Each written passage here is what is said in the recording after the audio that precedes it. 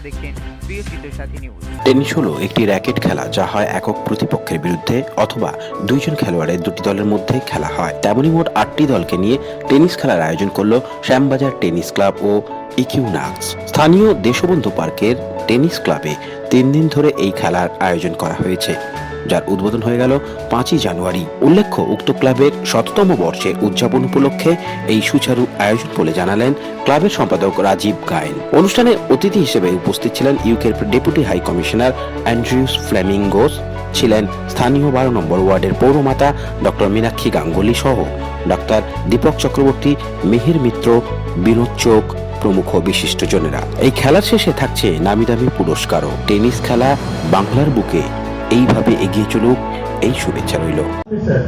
আমাদের এই Shyambazar tennis club 100 বছর নয়, একটু আগে শুনছিলাম এটা আরো আগে, মানে এখানকার বয়স্ক লোকেরা যেটা বলছেন, দেশবন্ধু পার্ক তৈরি হওয়ার আগে থেকে এই ক্লাব ছিল এবং পরবর্তীকালে যখন দেশবন্ধু পার্ক তৈরি হলো তখন ওই ক্লাবটা রয়ে গেল।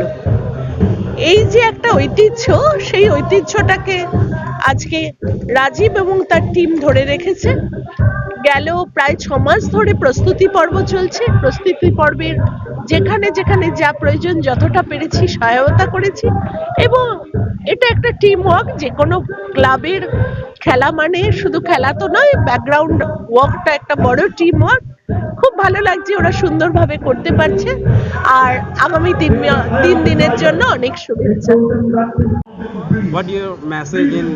My message, no, I mean, in all seriousness, it's really, really important that sports clubs thrive in a city like Calcutta, and it's great to see one that has preserved grass courts, lawn tennis so beautifully, and it's amazing that it's been here now for 100 years.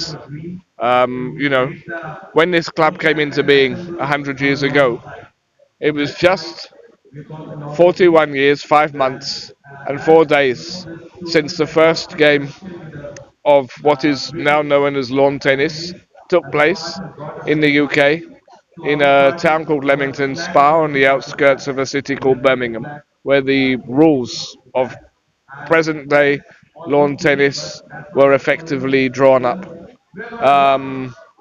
So the history is really interesting, and you know, clearly there's a real passion for the game here. I think it's really important also for people to play different sports. It's good for your health, your well-being, your mental health, all of those things.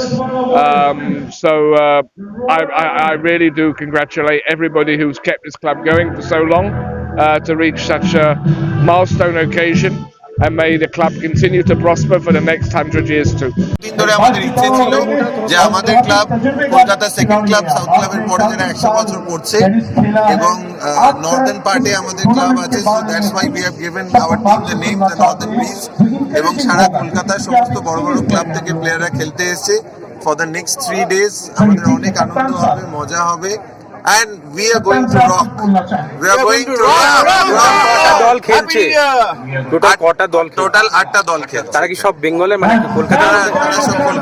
তারা সব কলকাতা এবং এই টিমগুলোকে সব option করে নেওয়া হয়েছে। IPL এর স্টাইলে অপশন করে টিমগুলোকে নেওয়া হয়েছে। ফার্স্ট সেকেন্ড কি থাকছে? উইনার্স আর রানার্স এর মধ্যে কি থাকছে দাদা? উইনার্স রানার্স এর জন্য আমাদের ক্যাশ প্রাইজ থাকছে, প্লাস যারা উইনার থাকছে তাদেরকে টিম সিহাক থেকে পুরো টিমকে 3 nights 2 nights 3 days এর জন্য হলিডে প্যাকেজ থাকছে, আরো নানান রকম গিফট থাকছে। আর এই যে 100 বছর চললো, আপনাদের অন্যান্য কর্মসূচি কি কি আছে আগামীতে? আমাদের আরো আগামী দিনে কর্মসূচি আছে। আমরা আন্ডার 14 এশিয়ান টুর্নামেন্ট করছি 2-3 মাসের মধ্যে, মার্চে করা হচ্ছে, কারণ আমাদের লক্ষ্যই থাকে যে জুনিয়র প্লেয়ার্স যারা সার্কিটে আছে তাদেরকে খেলিয়ে তুলে নিয়ে। ব্যুরো রিপোর্ট, প্রিয় চিত্রসাথী নিউজ, কলকাতা।